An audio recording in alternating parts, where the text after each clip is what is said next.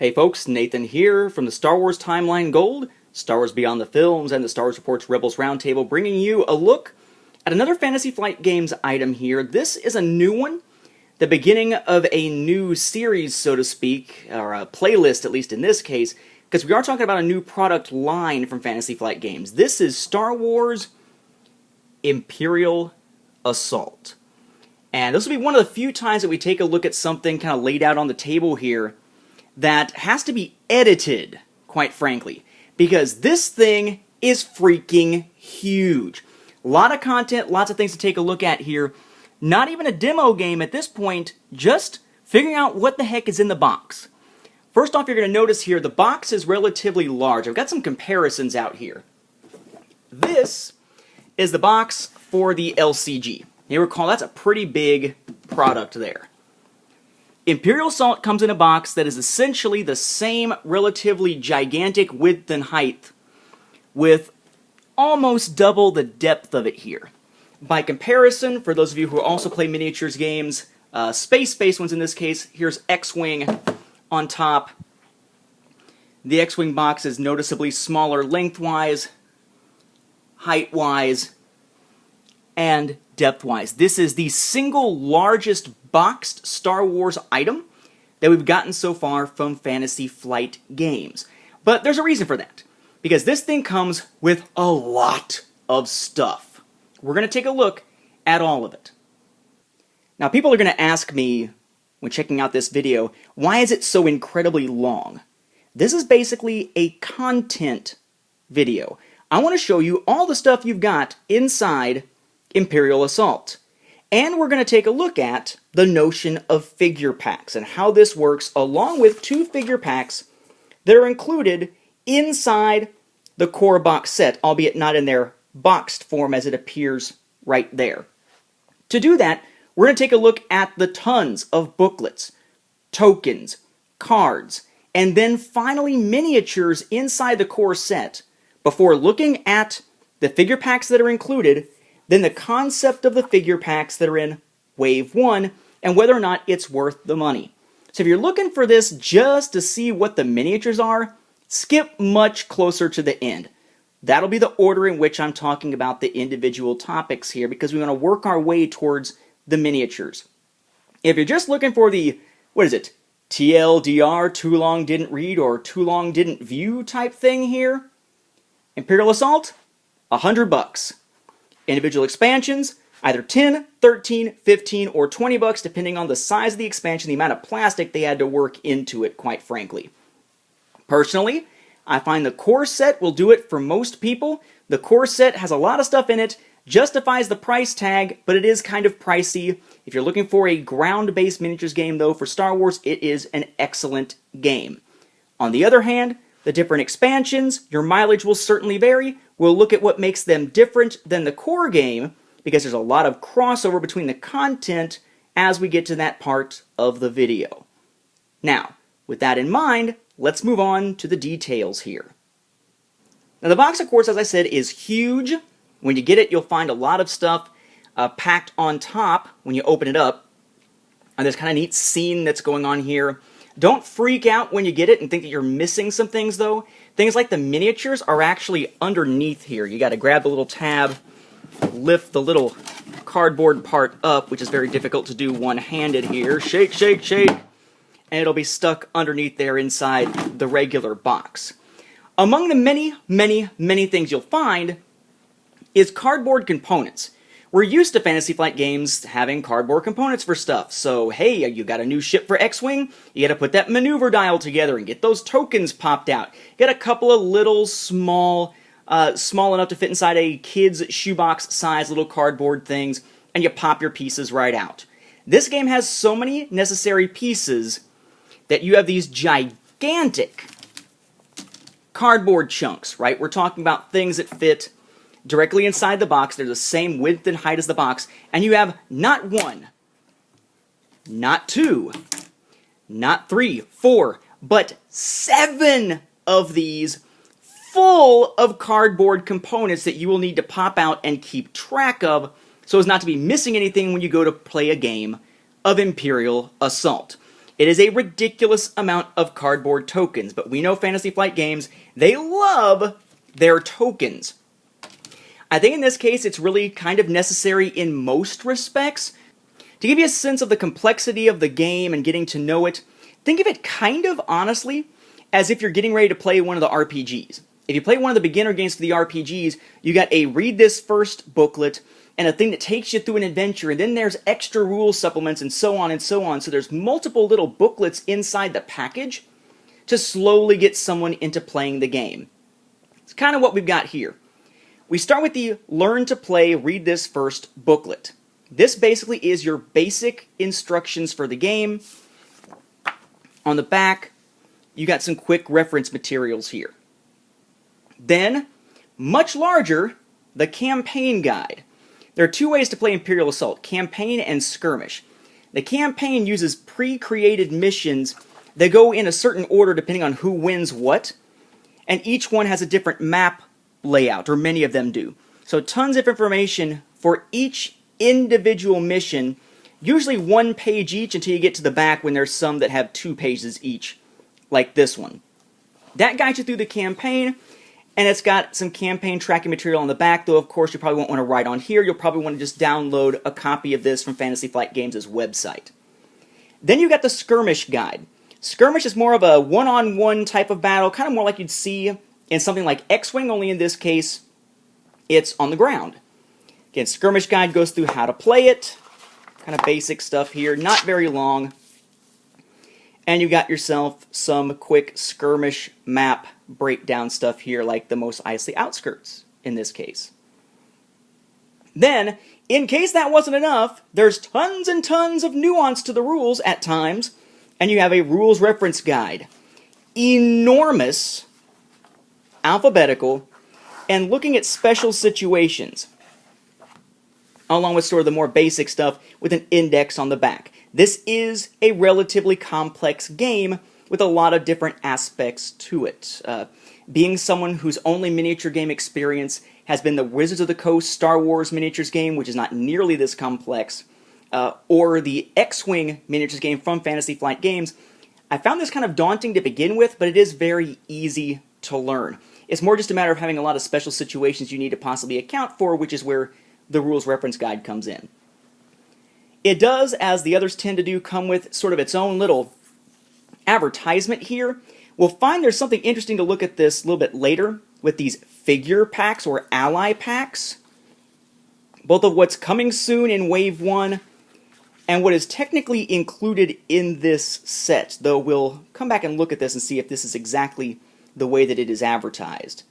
But as far as booklets go, that's it. But now you got a ton of miniatures and tokens to account for. Alright, so let's talk about other contents here.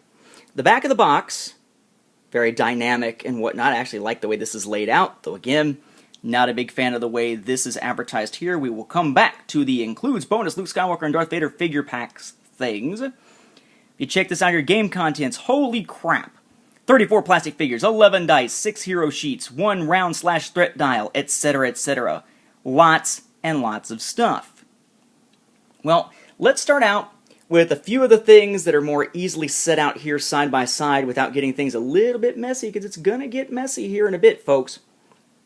This is your round/threat dial. Works a lot like the dials, the maneuver dials in X-Wing. Right, the Death Star dial and the LCG, you have to put that thing together, put the discs on it, put the little plastic stubs through it, that sort of thing.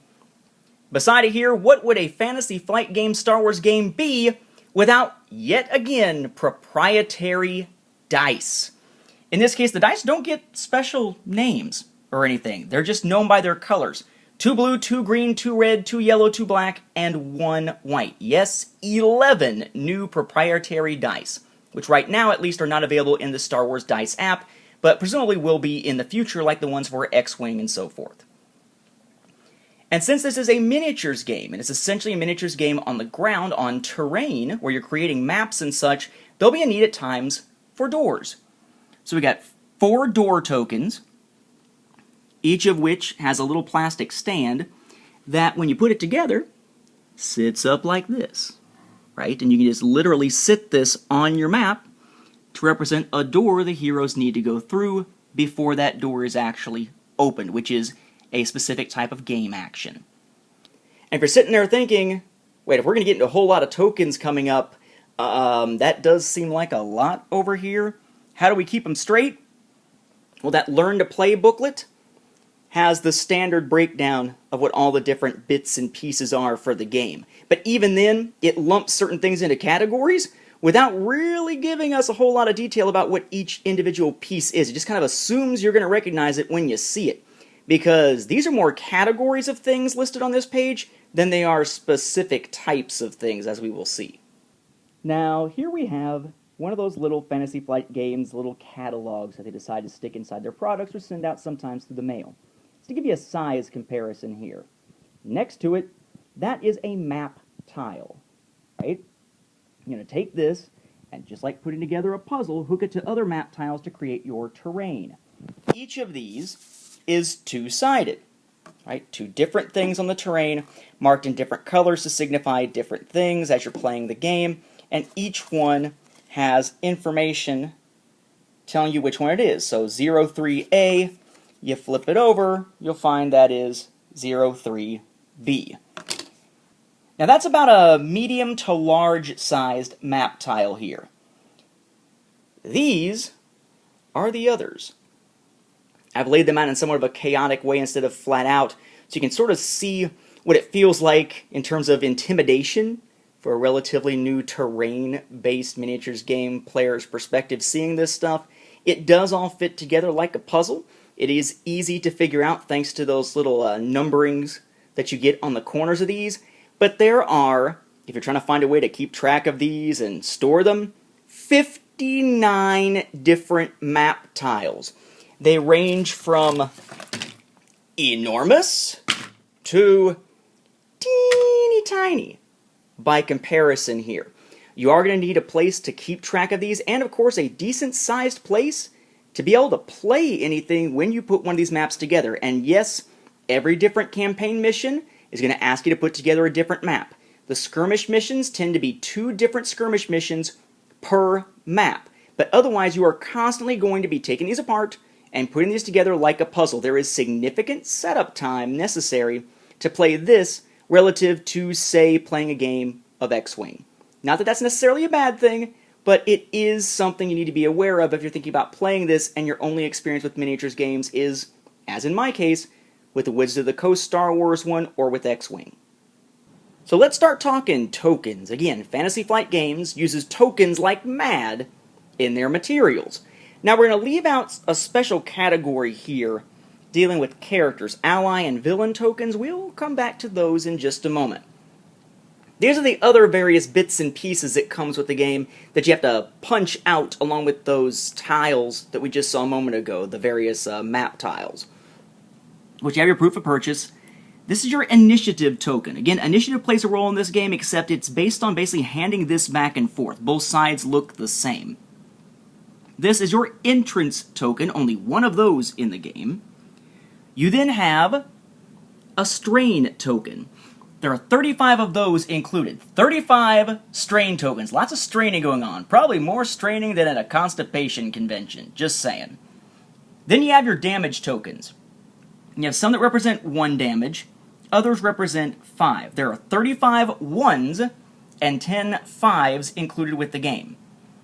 These are referred to as your mission tokens, used in various ways. You have 12 of them that are neutral. Basically, they all look like this. You flip it over, it's the same thing, just has a different ring of color around it, depending on which one you're looking at, red, yellow, whatever.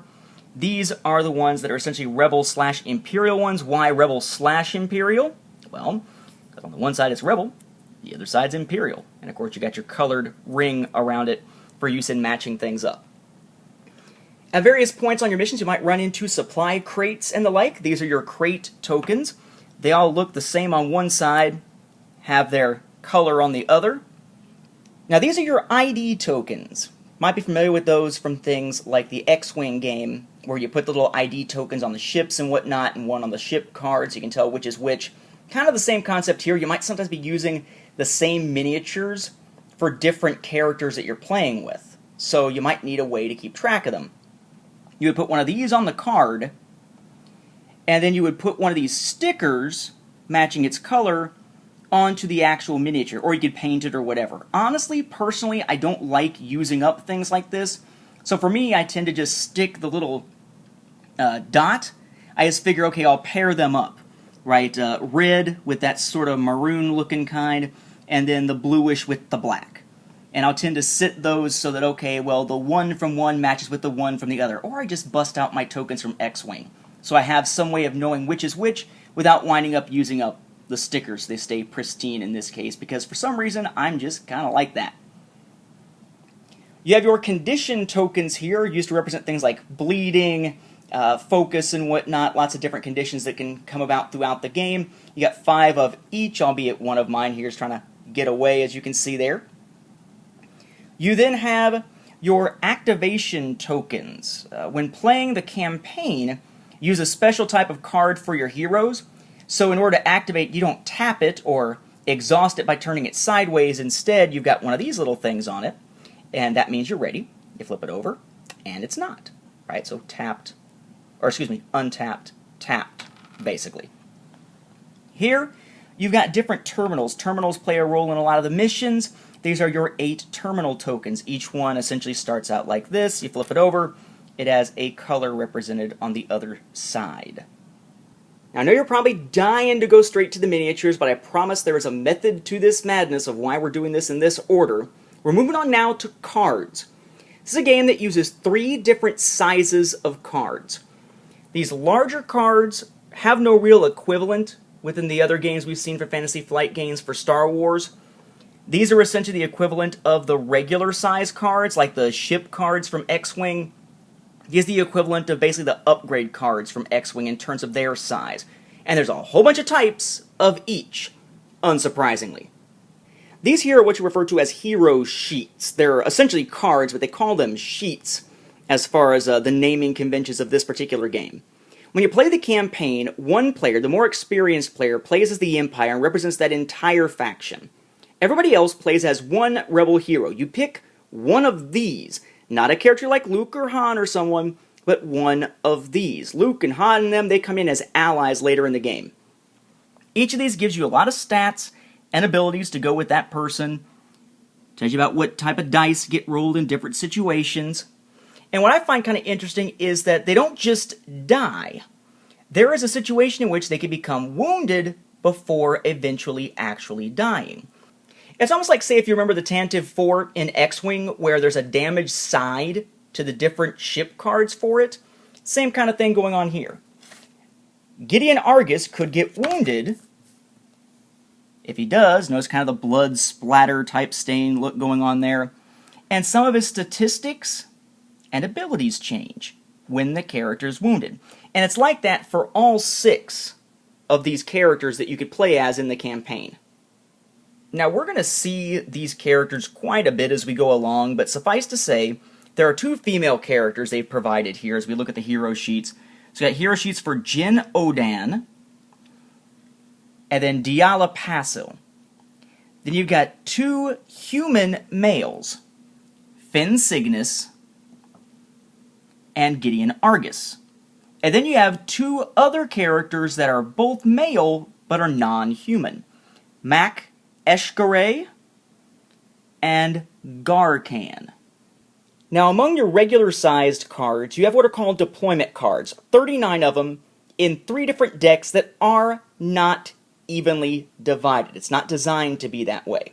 You have the Mercenary faction, the Rebel faction, and the Imperial faction, each of which has, of course, different cards.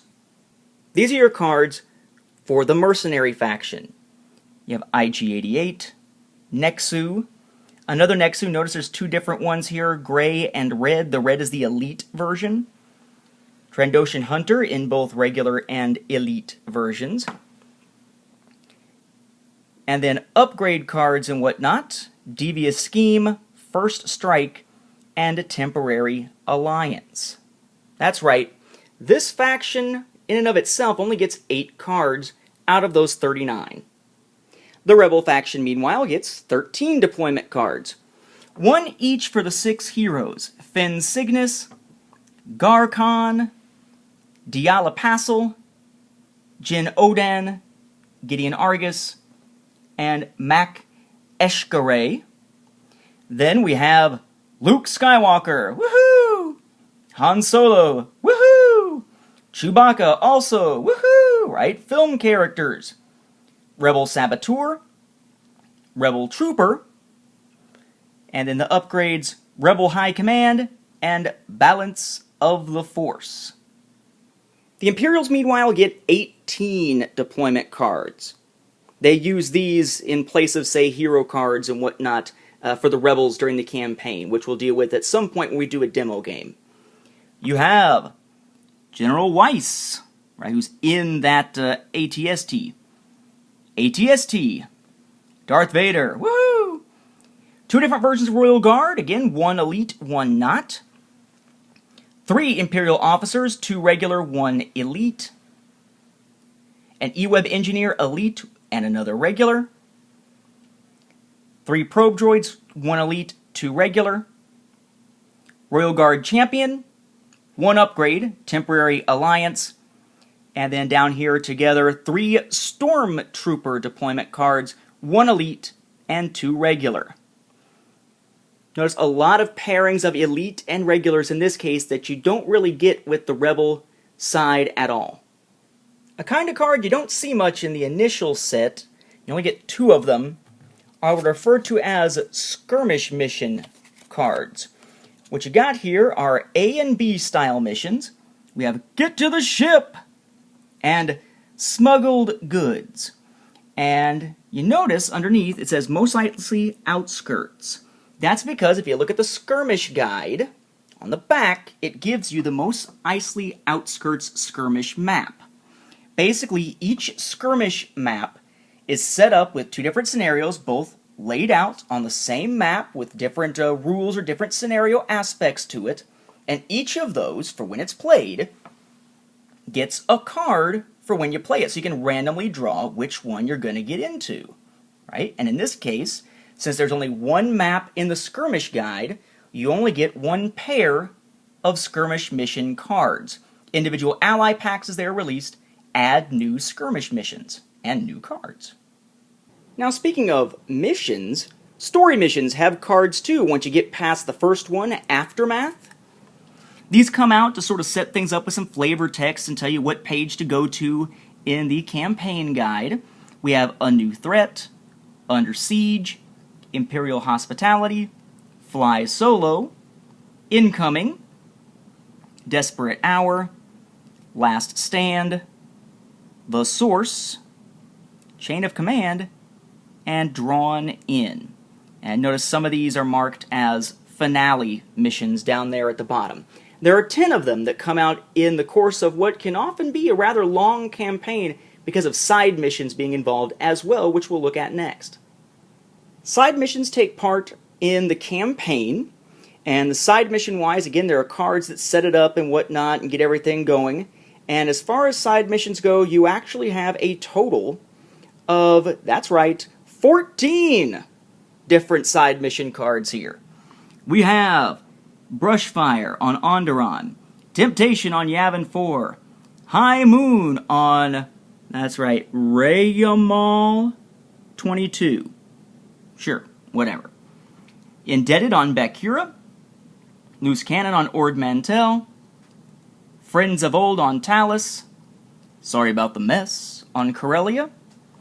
We have Luxury Cruise on Kuat, Generous Donations on Sullust, A Simple Task on Dantooine, Viper's Den on Tatooine, Target of Opportunity on Syntax 1, The Spice Job on Nar Shaddaa, Where Else, and Homecoming also on Tatooine.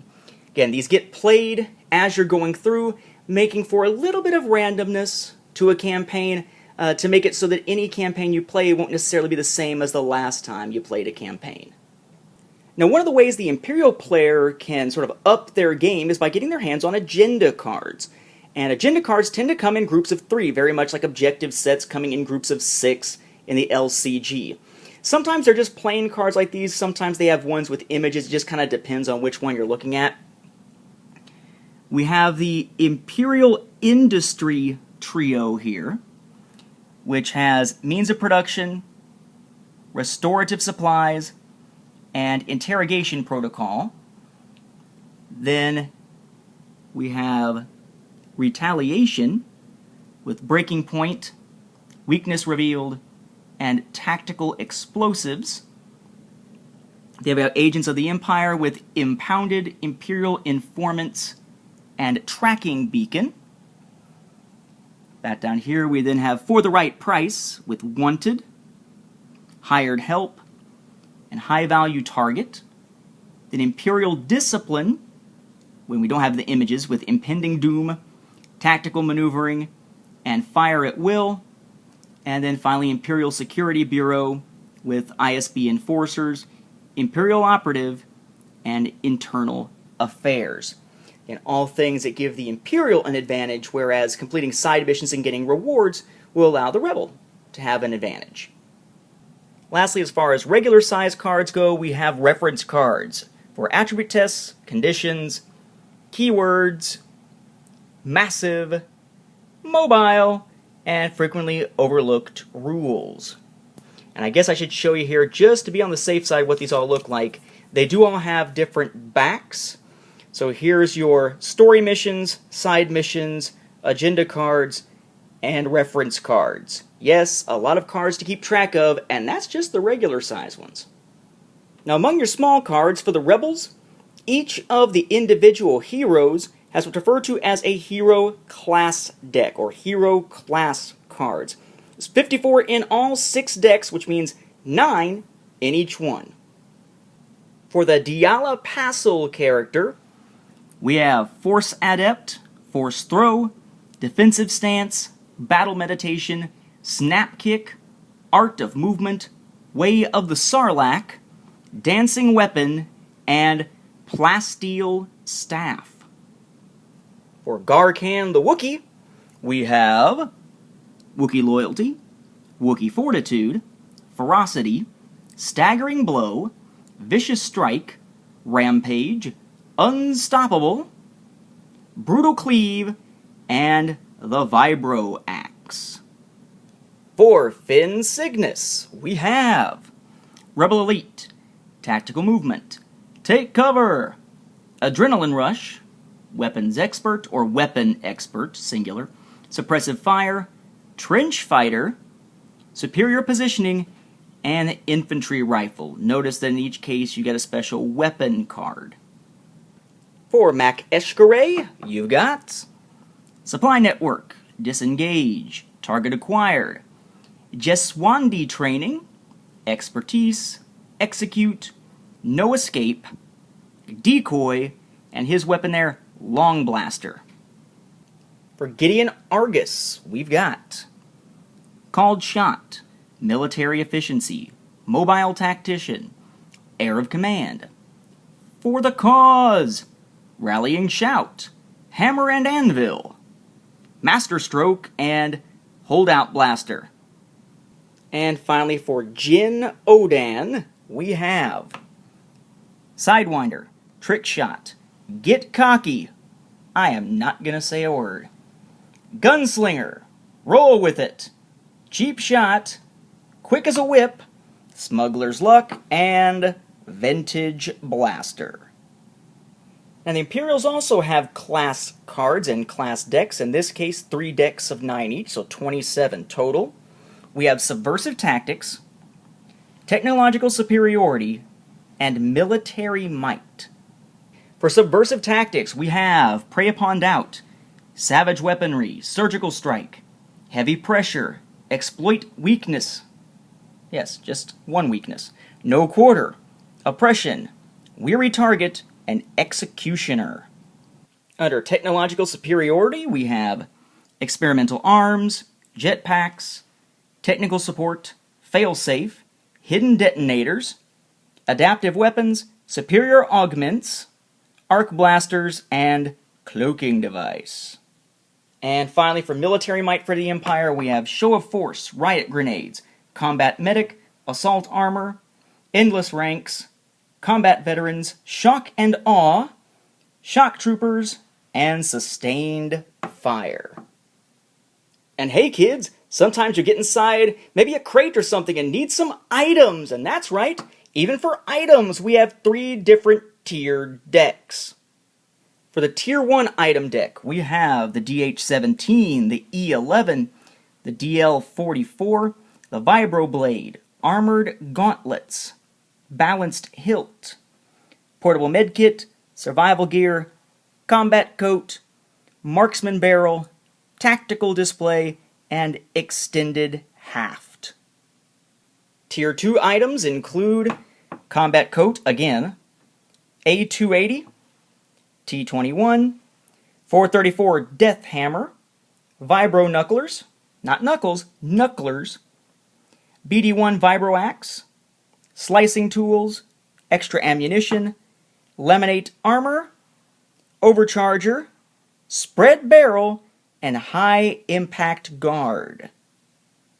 And then Tier 3, Pulse Cannon, DXR6, Sporting Blaster, Force Pike, Laminate Armor again, Personal Shields, Telescoping Sights, Disruption Cell, Shock Emitter, Combat Knife, Combat Visor, and Reinforced Helmet. Outside of item cards, you also have supply cards, actually from supply crates. The items come otherwise. I was getting myself confused there a moment ago. We have a pair of Shot Grenade cards, 2 of Adrenal Stim, 2 of Emergency Med Pack, 2 of Bacta Infusion, and then we get to the ones that have 1 only. Valuable Goods, C22 Frag Grenade, Troop Data, and C1 Comlink. And these have yet another different symbol on the back there matching the supply crates we saw earlier as a token. Speaking of cards that match tokens, we saw those condition tokens earlier, 5 of each. Stunned, Focused, and Bleeding. Yes, they get their own cards to go with them too. Kind of like critical damage cards that we see in the X-Wing game. In the case of the condition cards though, there's only 4 of each, and they're all identical across the class. Like all the focus are the same, all the bleeding are the same, all the stunned are the same. It's just a way of reminding you when you're playing with that character that they have an ongoing effect attached to them. Again, kind of like a critical damage card in X-Wing. But wait, there's more! We've had items and stuff from crates, like supplies and so forth. Well, maybe you've just completed a mission and got a reward. Well, there are different types, red and black, some with images, some without, all of which will be explained when we do the demo game and all, but suffice to say, we have Shadow Suit, Shu Yin's Lightsaber, Adrenal Implant, Legendary, another Legendary, Fearless Leader, Veteran Prowess, Old Wounds, Heroic and Heroic, there's another Heroic over here, it is a total of 3, Imperial Industry, Life Debt, Supply Deficit, Special Operations, Allied Operations, Rebel Recon, and Peacemaker. This here on the left, by the way, is what a reward card looks like on the back. We're moving now to command cards, which are these on the right, Imperial cards. Now, as far as command cards, there's a bunch. 42, but many of them in pairs.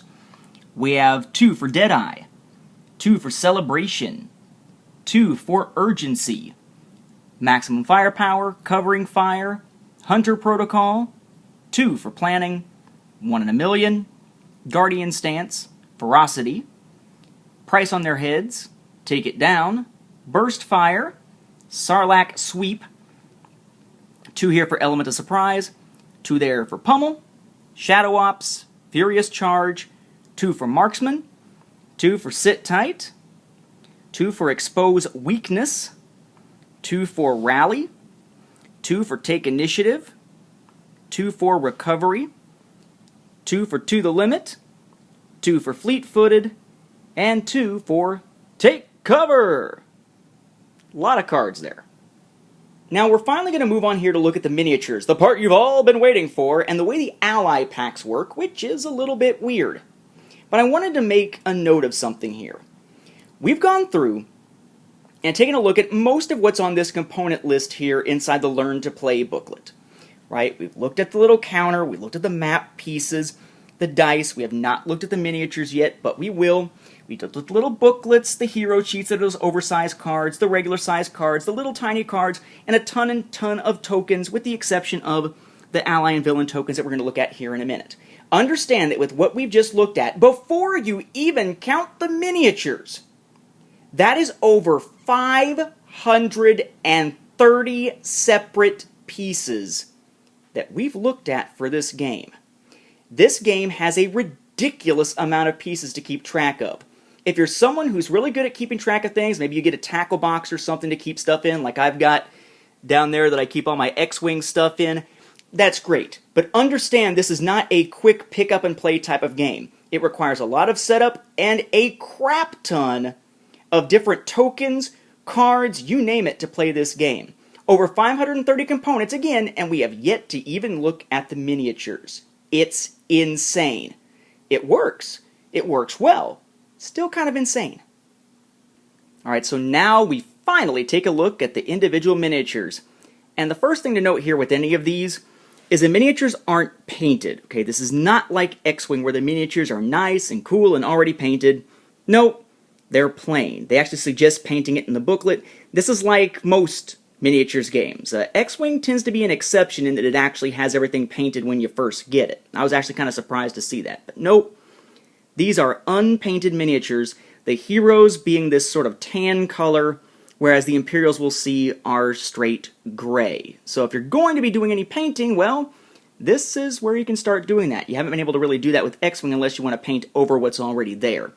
And these 6 are the only, supposedly, the only 6 heroic tan figures we get within the core game. Again, it already includes an ally pack for Luke and for Vader, but Vader's not a hero. So it's actually these plus one more, but we'll get to that in a moment. They're bagged separately, marketed separately, although they're included in the same box, so we're going to look at them separately.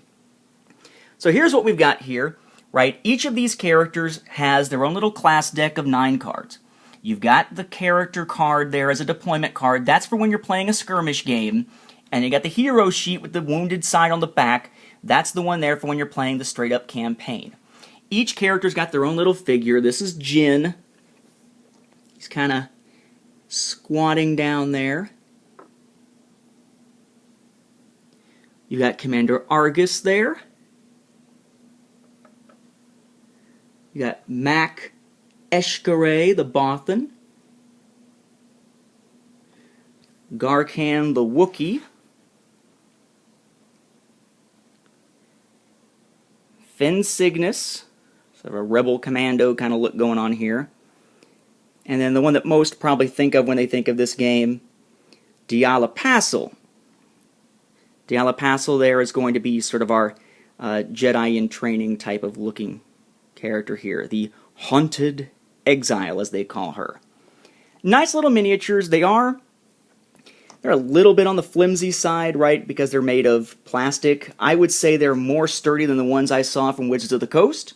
Not quite as sturdy as what we get with X-Wing. Kind of a little happy medium there, so to speak. But you get 6 of these for the heroes, 1 for each. No duplicates in this case. Now, for the Imperials, albeit not for the Imperial side, because the Imperials also include the mercenaries when playing in most respects here, we have 21 miniatures, not counting the relatively large one or the mercenary ones. For the Imperial Officer deployment cards, now notice there's no difference when it comes to Elite versus the others in terms of the actual figures themselves. You've got this little dude. I'm showing it facing different directions here, but it's the same little miniature as far as the pose goes and everything. We then have the E-Web Engineer, the larger of them. Notice they are plastic, so I'm going to have to constantly be rebending those barrels to point the right direction. Otherwise it looks like they've got a personal problem and might need to get themselves some little Viagra-type pills or something. Royal Guard here, front and back. Now you notice 2 Royal Guard cards, 4 figures. It's because each of these cards represents however many characters there are in terms of those little hash mark looking things there. So in this case there's 2 of them, so technically each card can represent 2 different figures that are Royal Guards. So each one's got a pair here. It's where you start to use those little ID tokens and stickers. Probe Droid. Looks pretty neat here, pretty cool. Only downside to the probe droid is how thin those legs are. And that's all they're attached with. You probably can't hardly see there. There's a little discoloration around the bottom of that foot that I'm pointing at, because I've had to take super glue to it because one of the feet on that one has already come detached. Very, very fragile, I guess is the word I'm looking for, when it comes to the legs there on the probe droids. Be careful with them. And then your Stormtrooper cards, they have 3 of those little tick marks, and you have 3 of them. So there are 9 Stormtrooper miniatures within this set. They're all posed the same way. They are all interchangeable, of course. You can see them from different angles and such here. Nicely sculpted and all. Reminds me of an old game that I used to have with plastic sculpted figures where you were playing over the Sarlacc pit and you had to put the board together, the game box together, like a sail barge over the Sarlacc pit, if anybody remembers that game from oh so long ago. A decent selection of figures here, though more notable by what's missing, as we'll see in a moment. But first, let's look at the mercenaries. For the so-called mercenary faction, which generally sides with the Imperials, you have a total of 6 miniatures here. For Trandoshan Hunter, which has 2 of the little hash marks, you've got these figures here. Again, all interchangeable, very much like the Stormtroopers would be. And in the Nexu, you've got these, much larger, about the size of a old-school silver dollar. Pretty neat there. Very well sculpted, again, as is the case with the rest of them. Now, you might recall when I was talking about the Imperials that there was one I didn't show you yet, which was the huge one. That goes with the ATST, and that is this bad boy. Freaking huge compared to all the other miniatures. For example, just putting a little Stormtrooper beside it there. Pretty huge. Decent scale, I kind of like it, but freaking gigantic here. Now this thing comes in pieces. I'm going to go through, give you kind of a quick rotation on this thing here. Nicely done. Nicely designed hatch and top portion here going along the sides. Basically this comes with the stand as one part. Each leg is a separate part that you snap in on the side, and then you have to snap the feet down onto the base. Okay? Then the head is another part. This little cap part is separate, as are the items on either side, as are the cannons. You notice that mine have a little bit of white there at the base, because they damn near broke off. This has to be the single biggest pain in the ass construction project ever asked of a Star Wars fan when playing anything from Fantasy Flight games. I have never had as big a difficulty putting together a freaking plastic miniature with Fantasy Flight games, or really any other company in my entire life, than this. And we're going to get to do it again in Wave 1 with one of the expansion products here. The biggest issues were just getting the feet to sit down and the cannon. Basically, they ask you to take this thing and take this plastic piece and just snap it right in. Don't worry, it'll snap right in. Bullshit! It doesn't just snap right in. There are horror stories about this all over the net. People using things like hot water to get things to kind of become more malleable or to expand, going through and filing off pieces themselves to make it fit. It is absolutely ridiculous. If you have a hard time with it, you are not the only one. Be very patient and very careful. You run the risk of breaking the damn thing. Once it's together, though, it's a really cool looking addition to this game. But it is quite a pain in the tuchus, so to speak. And it goes with the ATST deployment card. Now you might be saying to yourself, wait a minute. When you were going through and showing all those different deployment cards, you showed me Luke, and Han, and Chewie, and Vader. There are more characters than what you just showed me with those miniatures. Well, yeah. Yeah, there are. This is why. For certain deployment cards in this core set, you get tokens. Like the kind of tokens you would get in the beginner game for the RPGs from Fantasy Flight games to represent those characters when playing the game.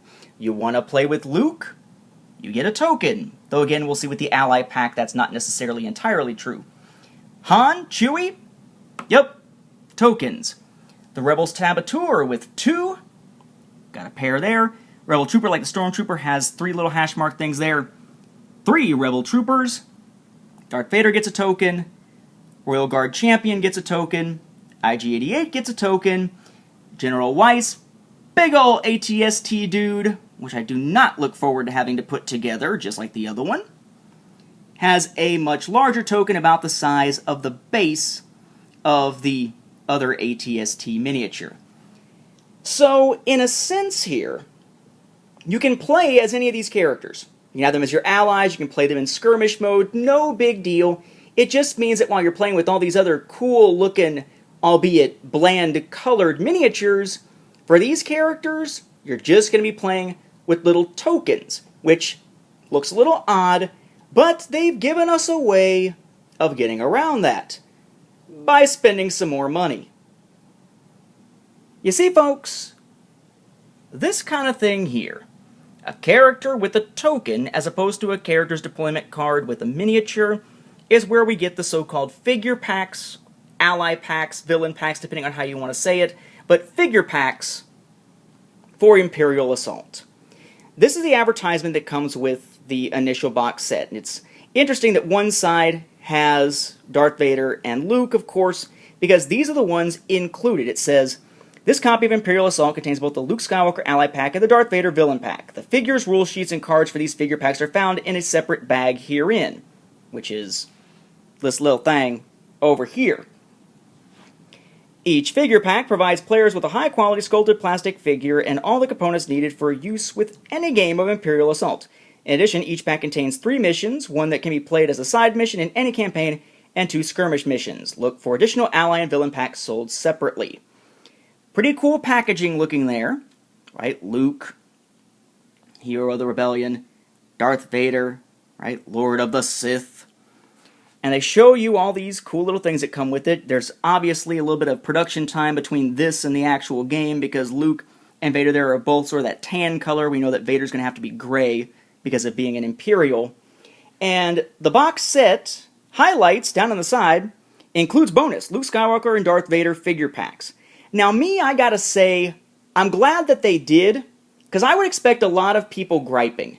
Because you've got a game here based around Heroes of the Rebellion versus the Villains of the Empire, and you've got characters that are interesting, right? These new characters you can play as in the campaign, but not a single miniature of the named cool film characters that are included. Vader, Luke, Han, Chewie, and so forth. So you got to be sitting there saying, what the hell? Unless they had done something like this. So we got these included. When you do open it up, though, bear in mind, it is like it says over here, it is a separate bag. You do not get the packaging there. And we'll find that there is one significant difference, I think, I'm guessing, between this and what we'll see in Wave 1. You notice that each of these packs shows the different command cards and so forth, reward cards, blah, blah, blah. But notice there with Luke, it shows his deployment card. With Vader, it shows his deployment card. The deployment cards come with the main boxed set with those tokens. The actual ally and villain pack, the figure packs, which they say is all in this little baggie over here, does not include an extra copy of either. Okay, neither of those deployment cards. Now when you flip this thing, it sets you up for where your money's going to go. That's right. We just saw all those cards, right? We saw General Weiss, the Rebel Saboteur, the Guard dude, we saw IG-88, Han, Chewie, the Rebels, etc., etc. Well, here they are. If you want to replace the cards with the token with a miniature and get some new missions and whatnot to go with it, some little extras and stuff that lets you play a little bit more into the game, you're going to have to buy the things.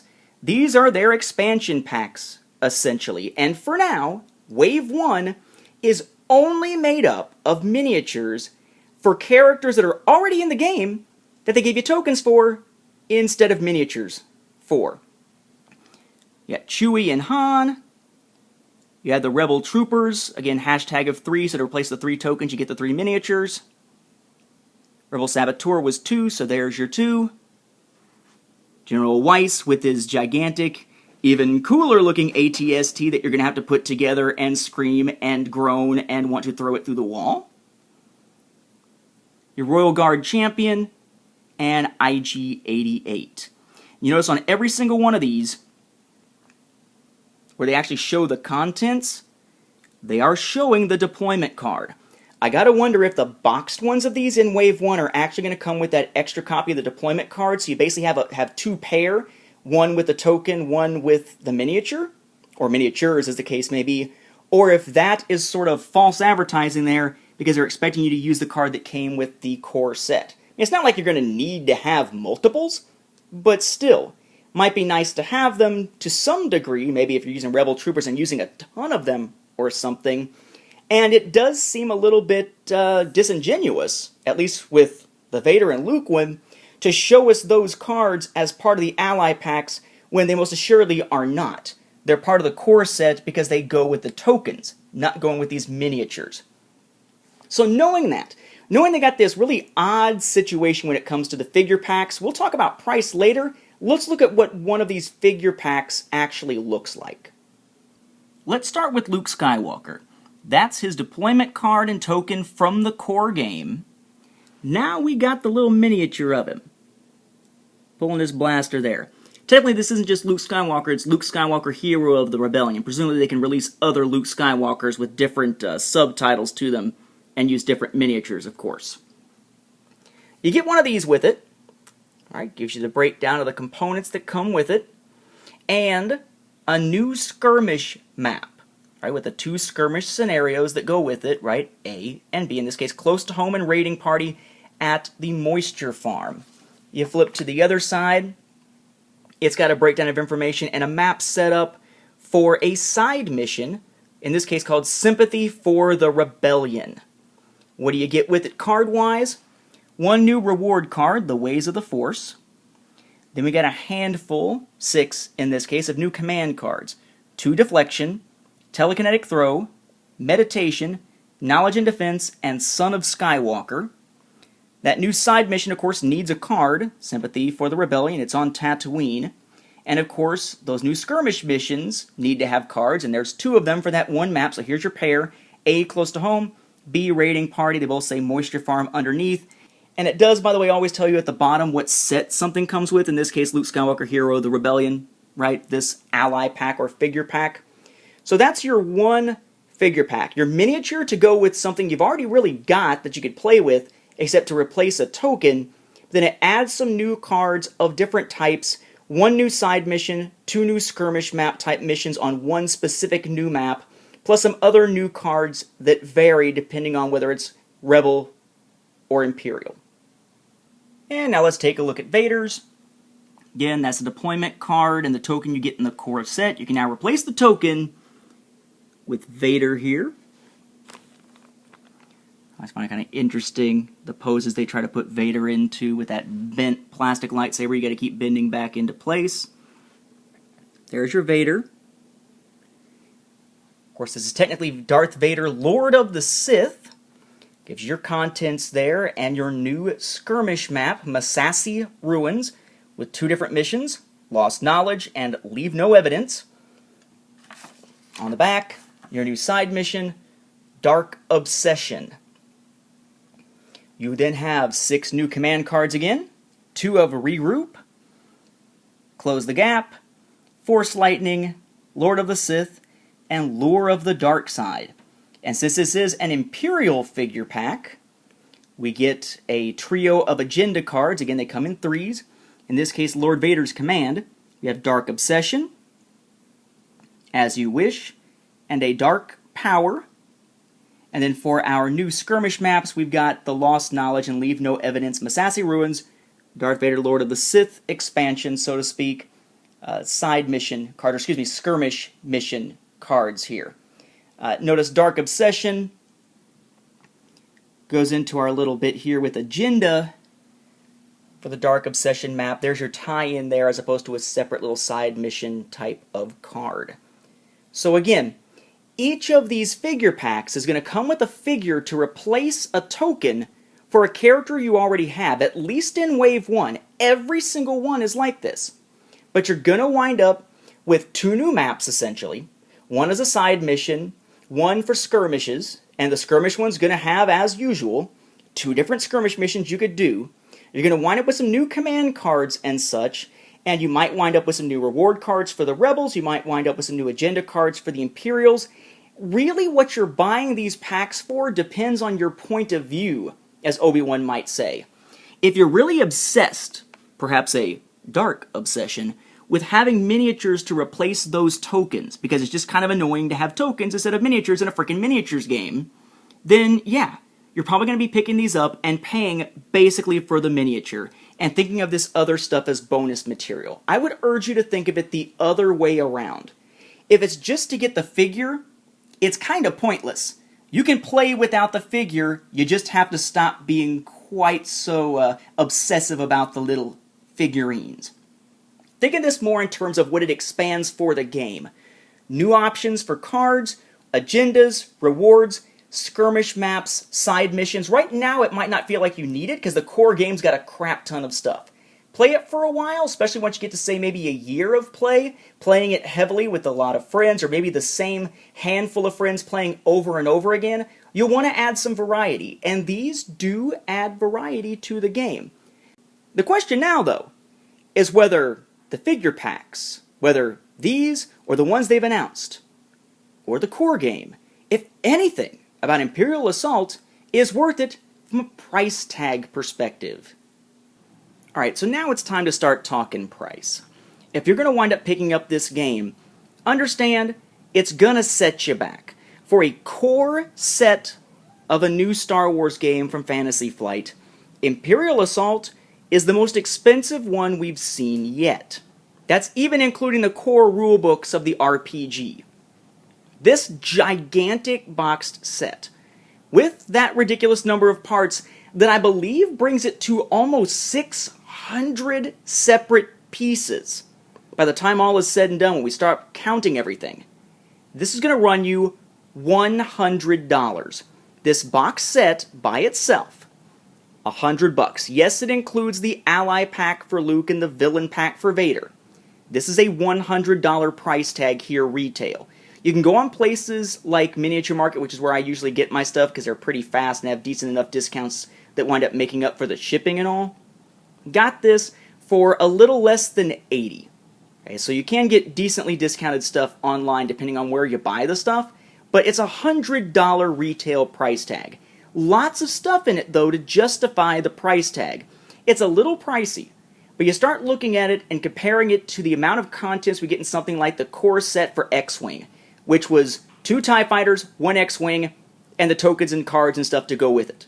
Whereas in this case, it's 34 miniatures, one of which is freaking huge, tons and tons and tons of different booklets and tokens and cards and everything else.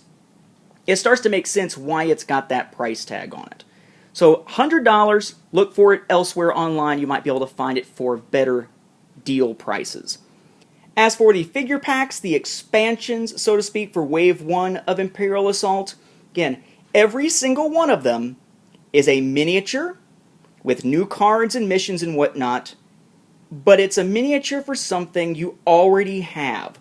It's just that you have the deployment card and a token, and there is some question as to whether or not those deployment cards will be in the figure packs because the Luke and Vader ones were not duplicated inside those figure packs, but that may have been unique because they were the ones packed in with the boxed set.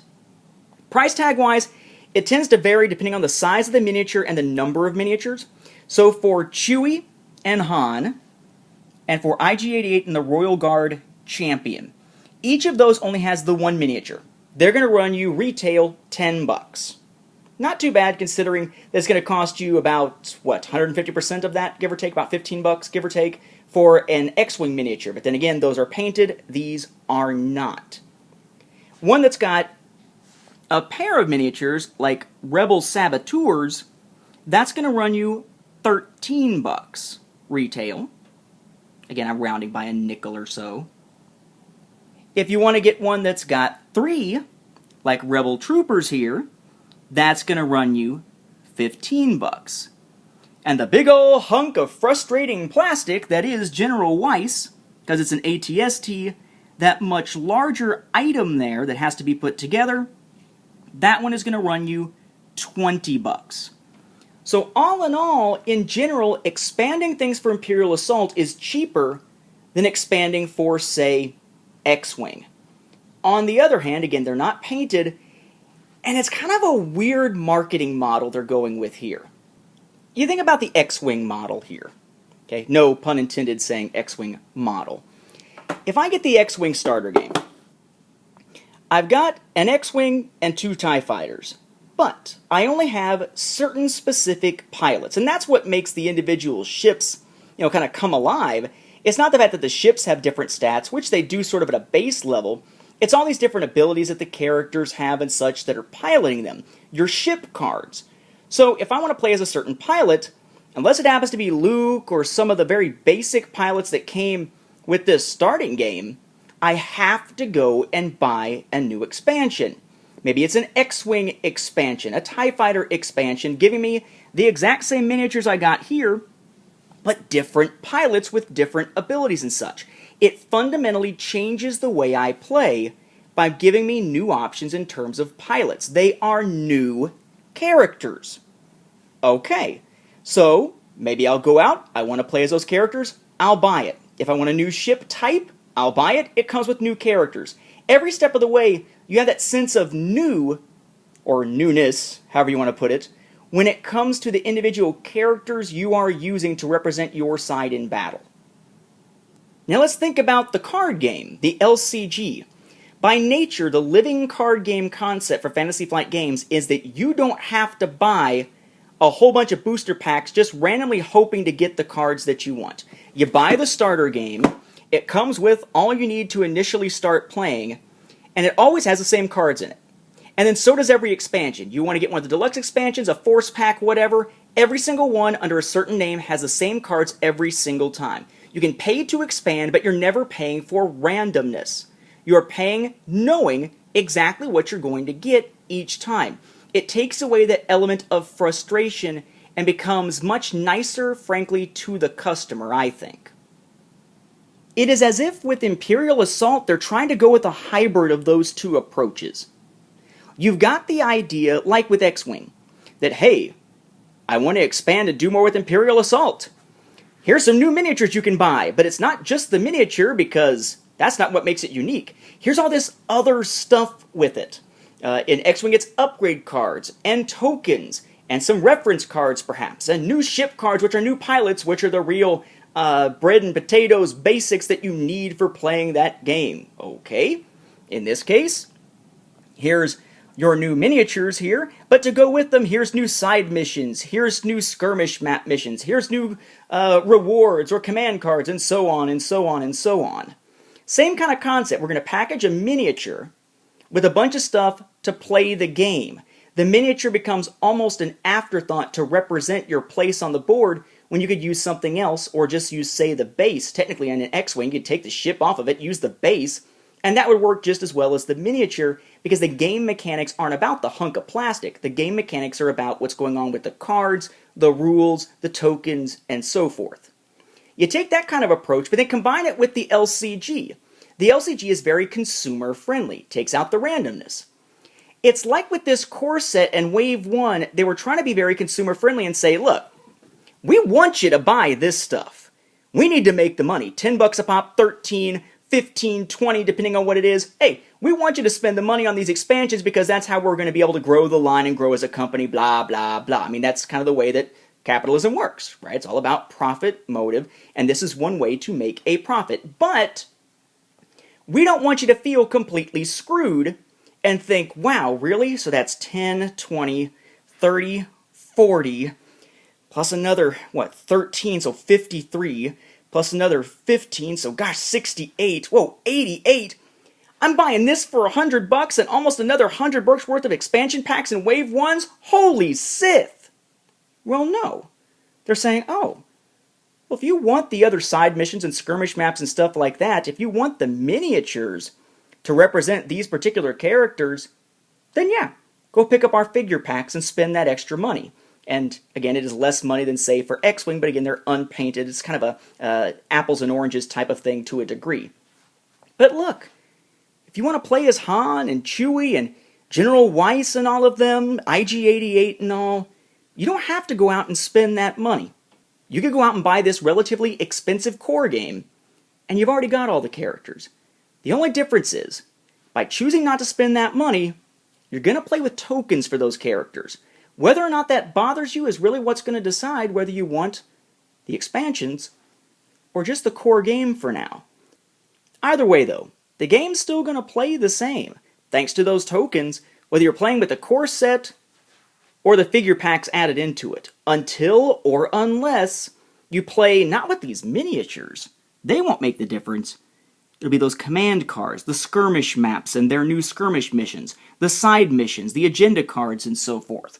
Until you start working in those cards, or feel the need to work in those cards, the core set is really all you actually need.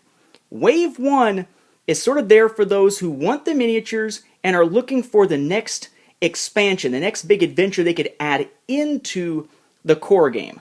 For the vast majority of players, I think, the core game is going to do it.